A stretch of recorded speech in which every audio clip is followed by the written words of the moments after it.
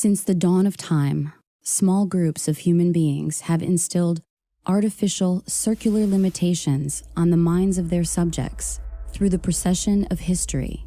Traditionally, the limitations are imprinted on the servile population through a cunning use of language, instruction, and media for the purposes of conquest, social cohesion, and authoritative order by harnessing the human resources of the broad population.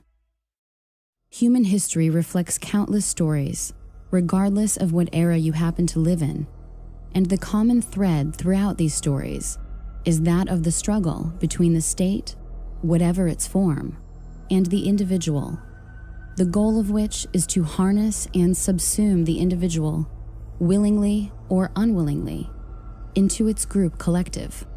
The role of authority is a predatory system that sees the individual basically as a unit of energy.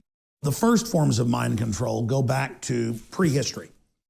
And you would simply have a priest class that developed technologies of herbs and medicine and had a value to the tribe.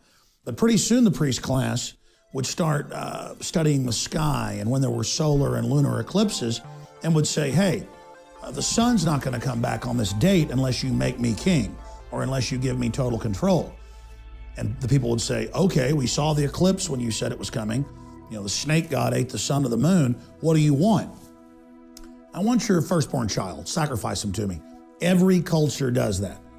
Every culture at one time or another demands human sacrifice because that's the state or the priest class demanding absolute, total fealty and submission to it. Mind control has existed since the dawn of time. Only the methods have changed. Elites have always known, if I can control the minds of my people, I control them. Only the technology has changed. It's still the same program. It's never stopped.